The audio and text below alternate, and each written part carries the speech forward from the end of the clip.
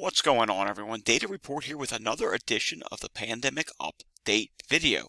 Since we did our last pandemic update, there have been 2 new COVID positives to report on. First off, Christopher Luxon, who is the Nationals leader in the Nationalist Party in New Zealand, tested positive for COVID on Monday, March 13th of this year. He is 53 years old. Also, Glenn Coast tested positive for COVID on Sunday, March 12th, 2023. He is 75 years old.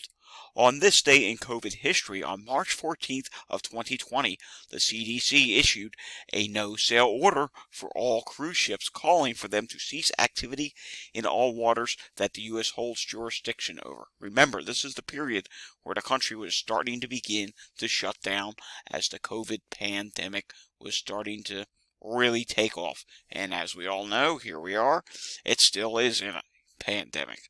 All right, taking a look at some wastewater data across the country, there was a recent update, and it shows there's still some moderate to high transmission of COVID up in Maine. New York State, it's a relative mixed variety. Western New York State wastewater still relatively moderate to high. And northern New York State, like along the Northway, you kind of have a couple moderate sites. New York City is in low transmission at this time. Pennsylvania is in low transmission. However, there's a couple sites in southeast Pennsylvania in the Philadelphia suburbs that have started to rise now. So that's something we'll have to watch. Ohio, still moderate transmission across the state with even a few high transmission areas. Nebraska, moderate to high transmission continues. And out in California, there are some moderate transmission areas, with one of them being in the greater San Francisco Bay region. Up in Wisconsin, we do have a little bit of moderate transmission. And down in the southern states, despite it being spring break, we're not seeing a rise yet. I'm a little skeptic about Florida, because their data can be sketchy sometimes, and I think some of their updates are probably behind. You know the deal with Florida. They don't like to share COVID data too much. Taking a look at the latest CDC transmission map, and you will see here, 1,318 counties are in high transmission, 848 are in substantial transmission, 829 are in moderate transmission, and 227 are in low transmission. And check this out. When's the last time you've seen this many counties in the Northeast region only in moderate levels? That's really good.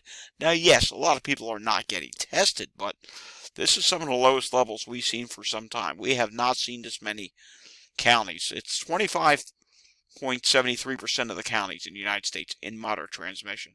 However, that means the rest of them are still substantial or high, and that's quite a few.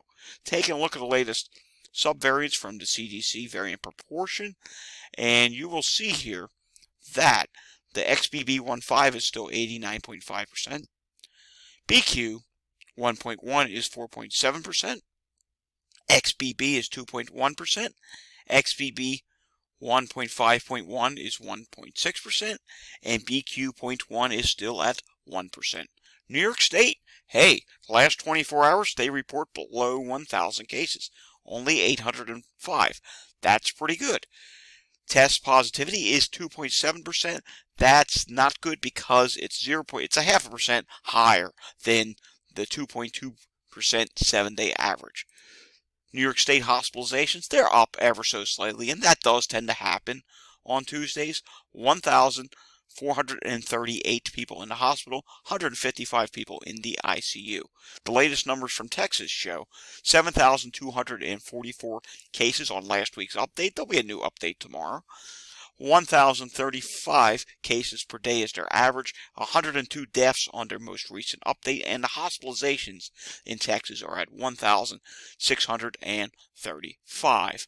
Let's take a look at the B&O weekly update from this past weekend, which showed last week the United States had 174,448 new cases.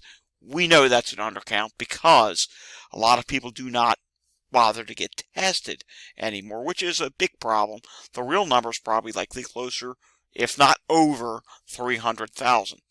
In the hospital, you have 22,543 people.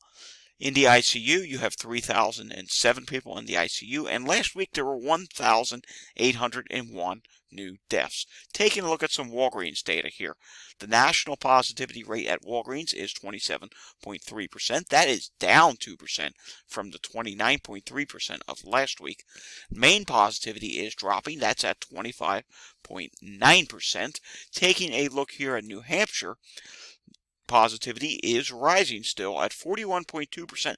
That's up 6.8% from last week's 34.4%. Pennsylvania positivity, it's dropping ever so slightly.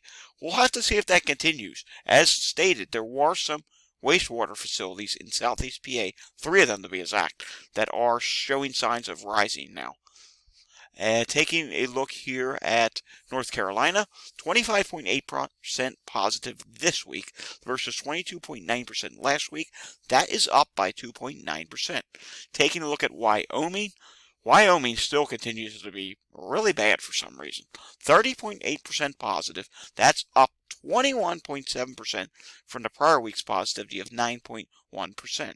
Texas positivity is at 27.6%. That's down 0.8%. Florida is not yet rising despite the spring break crowds that are coming or perhaps already started. So this is some good news. 24.6% this week. The prior week was at 28.1%. That's a difference of 3.5%. Taking a look at Alaska. 30.2% this week, 22.6% last week. That is up 7.7%. Alrighty, let's take a look at some international data real quickly, shall we? Russia, cases are down 12%, deaths are up 5%. Taiwan, cases are down 18%, deaths are down 11%. Japan, cases are down 16%, deaths are down 13%. And look at this, Germany is now dropping. They had a rise, now they're dropping.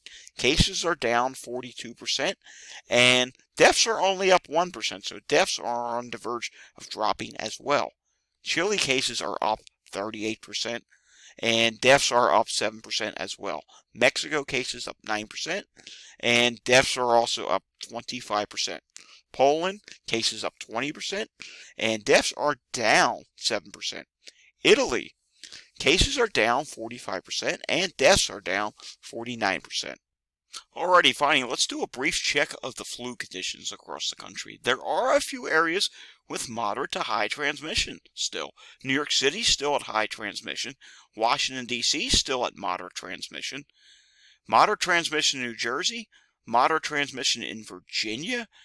Puerto Rico is now at high transmission of flu. California is the highest shade color of moderate, pushing near high levels. Texas is at low levels of flu, pushing near moderate levels. And New Mexico is at high levels of transmission of flu. Sometimes there is that second wave that happens in the spring. This wave, however, I don't suspect it will be as bad as what we saw in the fall. But hey, it's another reason to continue wearing a mask. Flu is not as transmissible as COVID, so it's not something that's spreading widespread. But you know what? Anyone can get the flu, especially even if you haven't had the flu shot, and a mask is highly effective against flu. We saw what happened the first couple years with the pandemic.